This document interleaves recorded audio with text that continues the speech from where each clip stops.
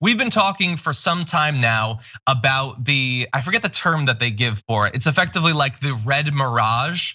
This idea that because early votes are gonna be biased in a particular way, and the people who vote on election day are gonna be biased in the opposite way, depending on your state, which of those they count and release the results of first could make it look like the election in that state was gonna go one way, and only later will it be turned. So let's talk a little bit about an example of how that's gonna actually work. There was a good case study in this done by 538 in the last day, in particular, how Pennsylvania might look. Let's give you some actual numbers. So their forecast estimates that about 6.8 million votes will be cast in Pennsylvania. We'll see, it might be more, a lot of people are voting, but that's what they're estimating. The average popular vote result gives Biden about a 5-point edge over Trump. That's right now in the polls. That means Biden would win about 3.6 million votes to Trump's 3.2 million votes, assuming that all of that is accurate. If the vote count followed what we saw in the primary in terms of the distribution of Democrat versus Republican early voting, less than half of Biden's votes would be in by 3 a.m. on election night, whereas around 70% of Trump's would be reported. So that means that we could be looking at a situation where Trump has about a 16-point lead, 58-42, based on approximately 60% of the total expected vote.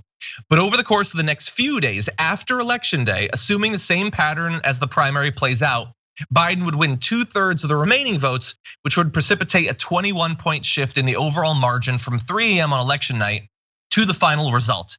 And you can take a look at this little chart here and it'll show how those numbers change from election day to afterward. The reason that I want you to see this example is I think a lot of people think that if there's a difference between the election day returns and the count that will happen afterward, what it's gonna look like is on election day, you have a super close election. And then afterward, it changes a little bit. Like Biden's up by 2 or down by 2, and then it swings that way. But that's not necessarily how it's gonna go. You could have something like in Pennsylvania, which is gonna be one of the most watched states on election day, with Trump looking like he has a dominating win that makes all of the polls look insane and ridiculous and biased. But all of those votes are still out there. We're not waiting for any new votes to be cast. We're talking about votes that have been cast over the last few days, last few weeks. It might massively swing the results, Viviana. And what I wonder is how people, regular people, our politicians, and how members of the media are gonna respond if you have like a 16-point lead on election day, go to a 3-point deficit 3 days later. This is why leadership is important, John, because we really look to our leaders for guidance. We look to our leaders for information. And right now we don't have any leadership. And the GOP side, there is no leadership. There is only self-serving behavior that is shown to be extremely dangerous to our country. And we also have a situation where a lot of people are uninformed. And like I mentioned before, undereducated on this process. This has been the case always. We always have a situation when there's a close call. Sometimes they got to recount all the votes. And let's look back into the Bush versus Gore situation. We had somebody who could have challenged that in the Supreme Court. Gore could have really pushed against it. And this is where true leadership and the best interest of the country, it comes into play. We need to make sure that we have leaders that are going to protect this country and honor whatever this outcome is. And if it's a close call, we may need to go into a closer count and to really go through that. And we need the American people to be patient. There's a lot of impatience. This president is impatient. He demands things that make no sense, that are illegal. And he's going to challenge this outcome if he doesn't win. We know that.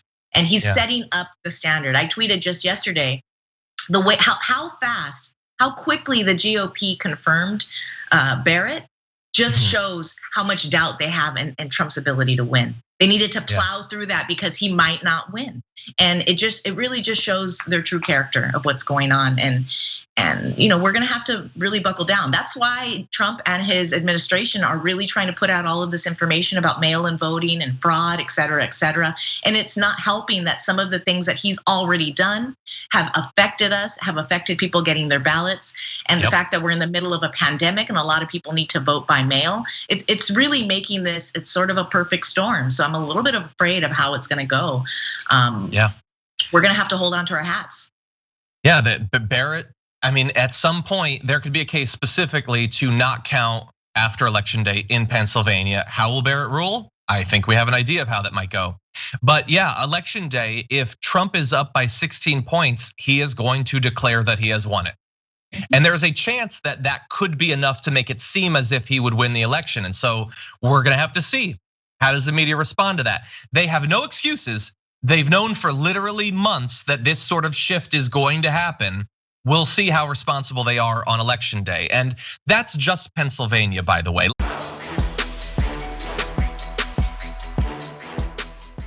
Check out the Damage Report podcast each day, wherever you get your podcasts, whether Pocket Casts or Stitcher or iTunes. You can join me as I give you the news and stories you want, with a range of co-hosts and interview guests jumping in on the fun each day.